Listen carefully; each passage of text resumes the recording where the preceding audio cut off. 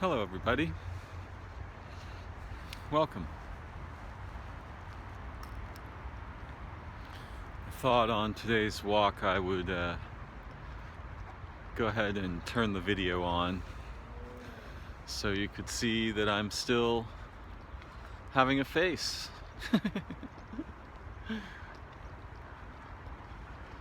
It's a pretty beautiful day, or it's turned into one here in the gardens. And some of my animal friends are here.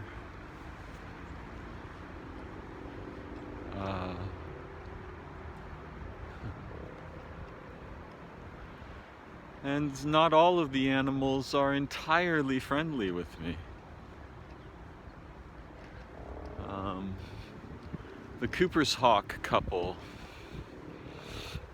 who I've known for many years, they have decided that something about me is problematical, and I have a pretty good idea what it is. Mostly it's that I pay too much attention to the birds, and most of the other human beings don't pay that much attention, or even if they do, they're not here every day the way I am.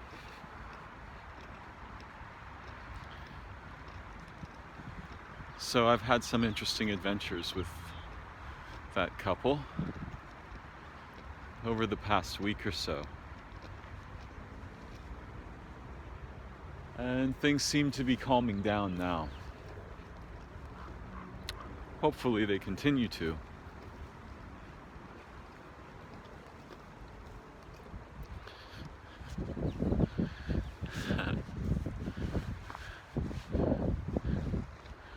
Let's see how this goes.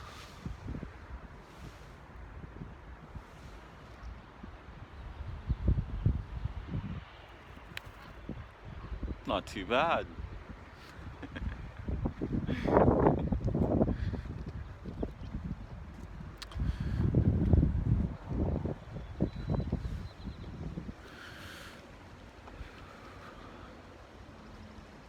Life, in all of its varied presentations and forms,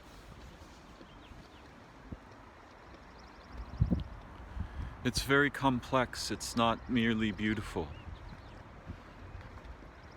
nor is it merely competition. There are all kinds of different features and moments of life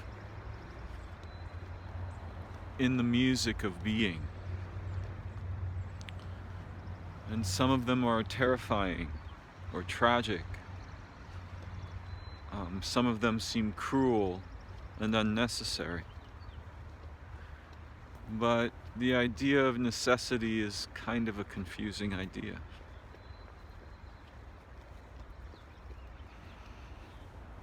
What actually takes place, which we can never completely know, is the truth, right? Not our ideas of what it's supposed to be or what we would prefer, what we might prefer, what could have been. No, what actually happens is the truth. And what actually happens can never be completely known because our perspective, usually it is very, it has a unique and strange relationship with time that doesn't allow us to see very deeply into histories, and it doesn't allow us to see very deeply into futures. And so we cannot truly understand the meaning of an event. In fact, to have an event at all, we first have to distinguish an event from the great flow of being. And how we go about distinguishing an event decides for us what kind of an event we experience. So I've often talked about this. It's our purpose in perspective that determines what we see.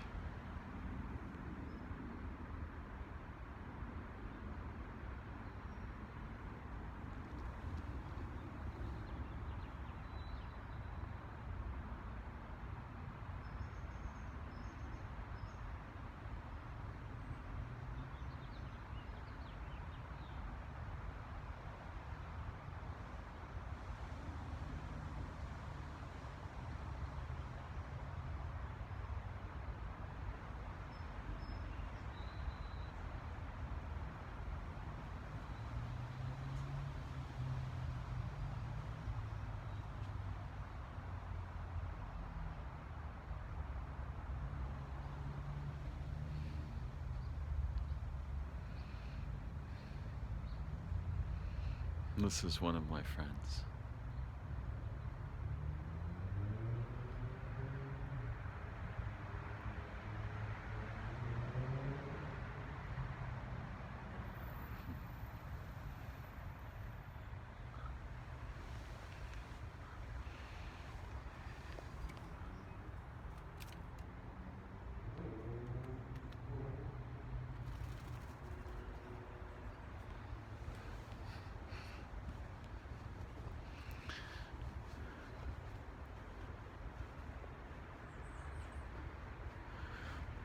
We don't usually acquire much volition about this perspective, the purpose that determines our perspective, and also pre-selects the kinds of experiences or derivations we might make. Usually we're busy seeing with the purpose, and so we cannot direct our attention into looking at the purpose, right? We're using it to see with. And so we ordinarily the underlying purposive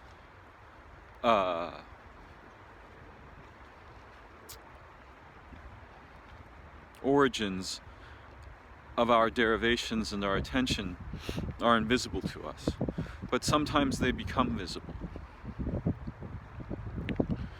And there are practices we can engage in that will bring them into visibility, allowing us to see before we decide what we are seeing, allowing us to see what we see with, to a degree. And to differing degrees, depending on the depth of our available attention, awareness, practice, history, habits, and so on. It's a very surprising thing to suddenly be able to see not what we ordinarily see, but into the process of seeing itself, right? And particularly it's surprising when we can see, there are purposes driving my seeing. Without these purposes, I would have no desire to see. I would have no affinities, right? So nothing would attract my attention, and nor would I have the opposite of affinities, revulsion. Nothing would push my attention away from it, right?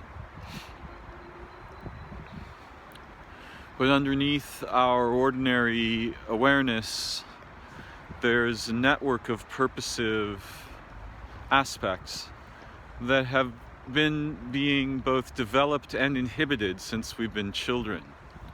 And they've been imprinted with various agendas and imperatives of our socio-cultural milieu, our linguistic milieu, the cohorts within our social or political culture to which we are exposed, either ephemerally through the news and media and so on, or directly through people that we know or love, or who may care for us, or who may be our enemies, and so on.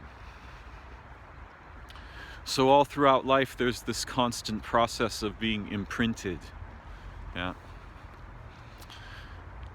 And in this sense, the originary purposive manifold of our being, it collapses in various ways, becomes flattened in various ways, and expands in other ways. Some of which are helpful in specific domains of our human experience and existence. So for example, we're not born understanding money, right? Money is a construct.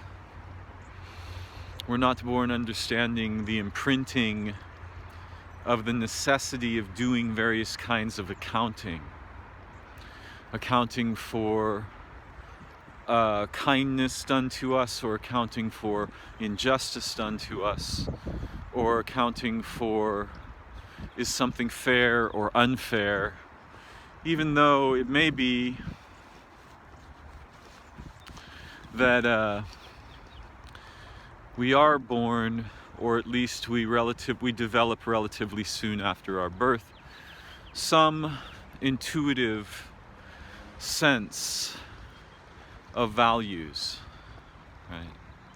But they're not explicit and they're not representational until we get this imprinting from our culture and from our language and from observing the behavior, expectations, disappointments, celebrations and frustrations of the people around us.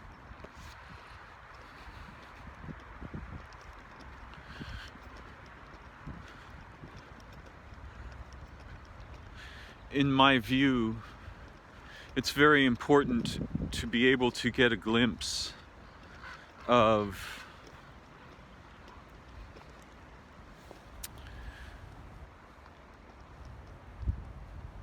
the purposive milieu that underlies our awareness and directs our awareness. If we have some kind of an addiction, if we like to eat a lot of food all the time, or if we smoke cigarettes, or if we smoke weed, or if we're addicted to heroin, or if we're addicted to alcohol, or if we're addicted to cutting our skin or throwing up our food, then this kind of thing, this addictive behavior, it's easier a little bit to see the purposive underpinnings as they arise, because they tend to arise on a specific timeline over and over again. So that, for example, the person who smokes cigarettes, about every 15 or 20 minutes, they will get, depending on their habit, the urge will arise, they will imagine themselves smoking a cigarette, they will go to get the cigarette, they will light the cigarette, they will smoke the cigarette, they will put it out, and so on. But in the beginning, when one first has the imagining of doing the thing, right, whatever the thing is, that's where you can sense the purposive element of awareness arising into form, right? It is forming around a specific habit. Yeah. And of course, we can become, although we don't usually use the same word, we can become addicted to things that are healthy for us, like getting exercise at a certain time, or waking up at a certain time in the morning, or eating a healthy meal that we know is enjoyable and good for us, or meditating, or getting together with friends to play and learn and enjoy one another. We can have these kinds of addictions too, and they're not necessarily unhealthy. They also have a purposive substrate. It's really fun to play Dungeons and Dragons and get to act out the role of a ranger or a cleric or a wizard in a milieu where we are all playing together and having like a dreaming-like experience while we are awake, where we get to play a role in an ongoing story. And in fact, in my late teens, I found that very addictive, and it seemed a positive thing. It was more interesting than drugs. And until I discovered that, I hadn't found anything more interesting than drugs. Much.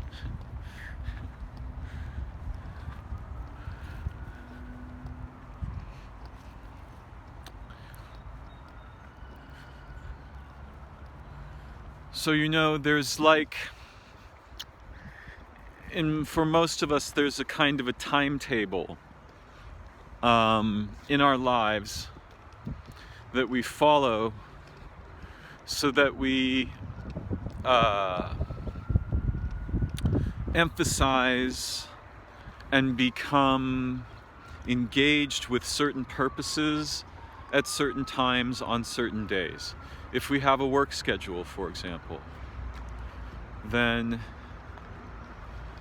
each day or on the days that we work, that work schedule gets imprinted. Our body follows it. Our sleep patterns hopefully hitchhike on it, and so forth. And on the same is true of days on which we don't work, right?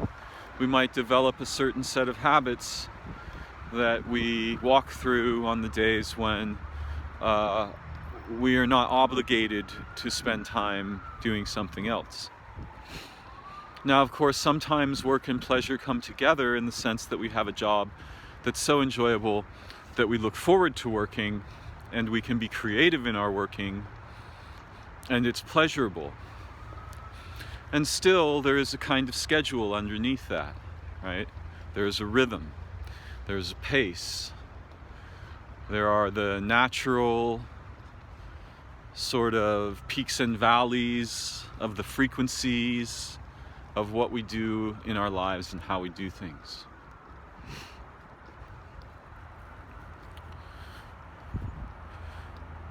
Perhaps it is true that for many of us, for much of the time, most of these things we are not aware of them.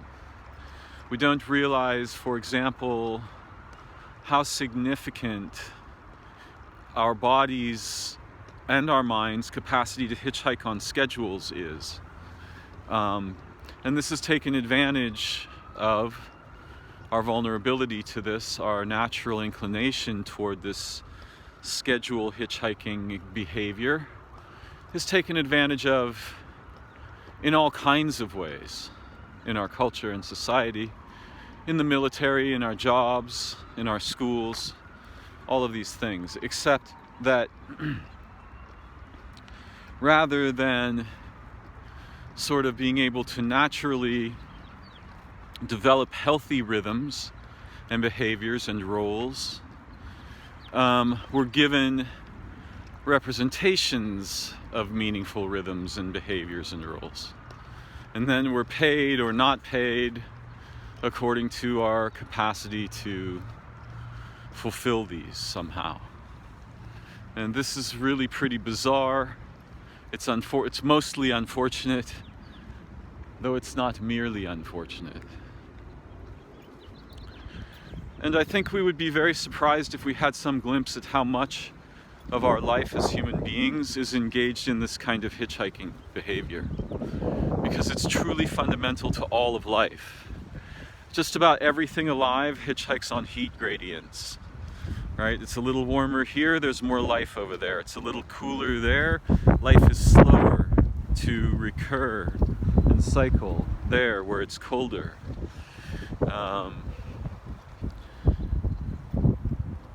I've often wondered, I mean, as we walk down the street, certain things attract our attention and other things we feel neutral toward, and other things we don't want to look at. Right? And so really, as we're walking down the street, even as I'm walking here in the garden, I'm experiencing something like this. I'm hitchhiking on colors and movements and features of the living place that interest me. I'm ignoring those features that I am unused to or habitually ignore, and I am repulsed by those things that I don't want really to see, though there aren't a whole bunch of those. I might be a little nervous if I came across a yellow jacket nest, for example. I wouldn't want to not see it, but I would want to be very careful about it. And perhaps I am not particularly happy if I see that one of the plants has been crushed or destroyed. Yeah. Or something has been killed. Or something is dying. You know, but even that can attract my attention. Yesterday, I found a newly emerged pipevine swallowtail butterfly. And unfortunately, this butterfly emerged in the wrong time. And so it could not fill its wings in time to make it into the air. And I moved it from the cool place that I found it to a warmer place in the hopes that that might help it fill its wings, but it didn't happen. And here's the remains of the butterfly, which is now food for ants. Now, this is a tragic thing because I cared about the butterfly and I wanted to help it. But I also knew that I don't have godlike powers yet. I can't make the butterfly live. And the situation, the timing of the situation was difficult because the sun had already been hidden by the fog. And without that sunlight, the butterfly is going to have a hard time filling its wings. And it struck me that, we are like this butterfly ourselves. We have different kinds of wings inside us for different kinds of capacities and faculties. And some of these wings, they have to be filled in a certain life phase or they become unfillable. So they just remain shriveled up or folded up. And unlike the butterfly who will die if it cannot inflate its wings, most of us will survive even if we cannot inflate some of the types of wings or faculties, ways of flying in understanding or relation or learning or skillfulness or awareness that are natural to our humanity. We have many kinds of wings inside us when we are born, but only few of them will ever get inflated. And unlike the butterfly, we don't die if the wings aren't inflated. We just suffer, right? We're just deprived of aspects of our being that we might sense somehow in an inchoate, blind-like way. We sense, I'm supposed to be able to do this thing that I don't even know what it is, but I know I'm supposed to be able to do it, right? And we will live like this if we cannot inflate the wings inside us so that they become tenable for flight. And all of us are like this. And all of us have some wings we weren't able to inflate, or that were directly inhibited by our culture, or were even amputated by our culture. Particularly in a culture where transactions and representations are exchanged or imposed on us in lieu of faculties and relationships. And unless we live in a culture that's very enlightened, unless we can form a culture that's very enlightened, we can't do anything about this much. We can go to therapists and we can try and form meaningful relationships and meaningful social cohorts and perhaps meaningful roles. And some of us will succeed to varying degrees at this. But when the context is constantly dragging everyone down deeper and deeper away from our sensitivities, our faculties, our intelligences, toward a kind of slavish, aching need for replacements for that which we've been deprived of. And this is a constant, like war, extremely busy. The whole culture is pressing in this one direction all the time. Yeah, it's very difficult for individual people or even small cohorts to evade that pressure and establish something we can all hitchhike on that leads us back into the emergence and development and fulfillment of our natural intelligences, abilities, faculties, dreams, hopes, the nature of our essence, the nature of our souls as human beings, and as animals and as beings in general, as instances of the universe. And so most of us suffer throughout large portions of our life, if not all of our life. We suffer very confusing deprivations, and the addictions that arise or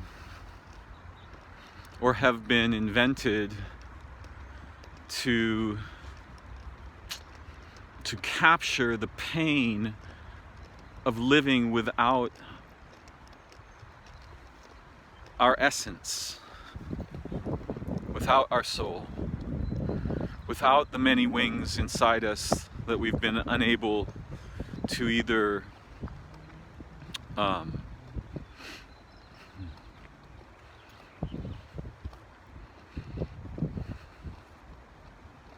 to bring to life, to fill with our essence in such a way that they can lift us and we can fly with them. The wings inside us that remain folded or shriveled or were in fact amputated at some point in our lives. And there are many, many such wings inside our humanity. We're like a flower with 1,000 different petals. And some of these wings are ways of seeing, and some of them are ways of maintaining deep awareness and sensitivity, co-being with other organisms and other human beings. Some of them might appear supernatural. They have the capacity, we have the capacity to touch other minds, to know other minds directly, to be known directly by other minds, to see into time in various ways, not just one or two, 1,000 different ways. We have many, many faculties that are natural to our humanity. But if our wings don't get nourished in the right time of life, when they need to acquire their structure and become part of the symphony of our lives, in other words, that we use them in our day-to-day lives and we experience them and we become aware of them,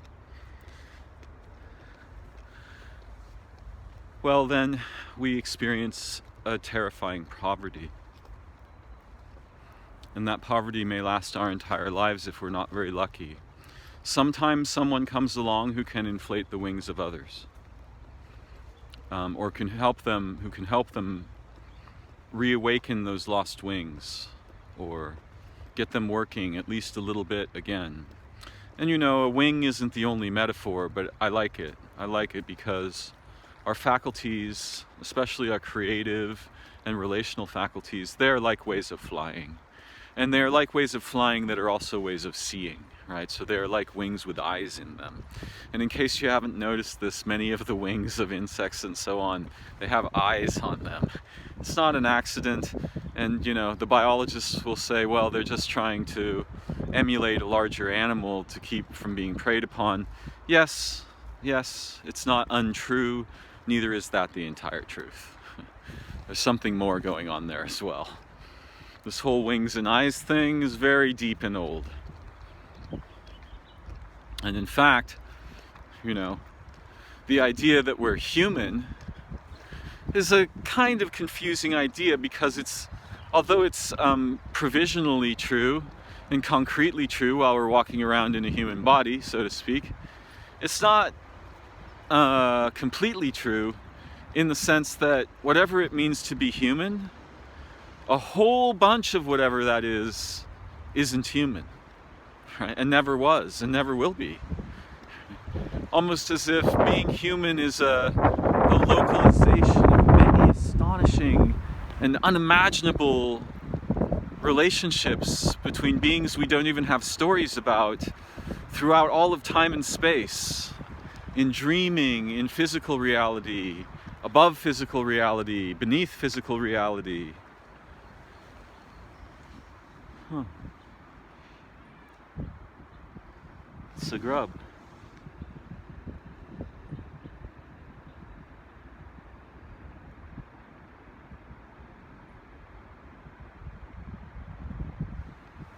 It's beautiful.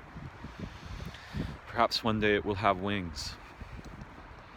Could be a beetle grub or possibly a moth grub.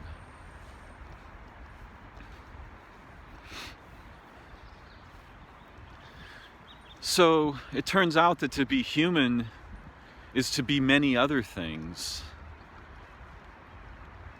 The same way,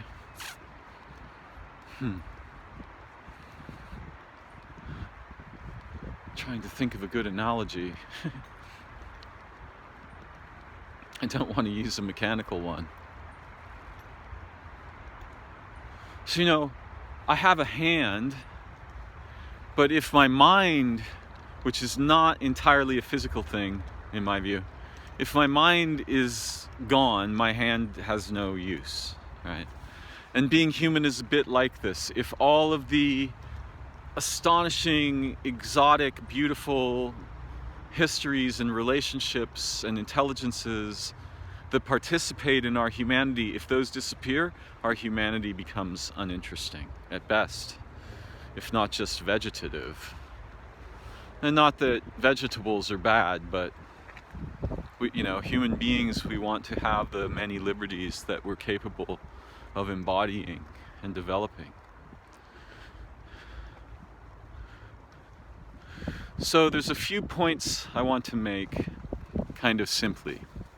One is, it's very valuable to practice acquiring the ability to see one's purposes before one uses them to see with or before one acts on them, right? And this requires pausing. As the urge to act or speak arises, one right there pauses and thinks about, why do I want to say this right now? What is moving me to say this? What is moving me to desire this? And what is underneath that desire that is moving me? Is there a purpose there? Is it a habit? Is it a habit that was born of a previous purpose? We can ask these questions not just in our thinking minds, but in the core of our being. And over time we will develop the wings that we had lost or never developed that allow us to see into purpose. The purposes that underlie our habits, behaviors, our narratives, our stories about ourselves and our lives and other people in the world. All of these things have purposive underpinnings. And then to also notice how we hitchhike on things, right? We hitchhike on habits, we hitchhike on the time, we hitchhike on times, on schedules. We hitchhike on each other's attentions, right? Where we get attention, we will tend to invest more of our interest, concern, and work. And where we don't get attention, we will tend to invest less. Right? So why do we like that attention? What's up with that desire for attention? And of course, there are simple, obvious answers, like we are social animals, we thrive in this kind of environment. But there are also more subtle and nuanced features of our need for attention that are quite surprising to discover and encounter when we finally learn how to see them. In order to do this, we have to be able to pay attention and slow down when we would ordinarily be kind of hitchhiking on something, right? I'm walking down the street, I smell the food makes me hungry. I go in the restaurant, oh, there's a pretty girl, I notice her.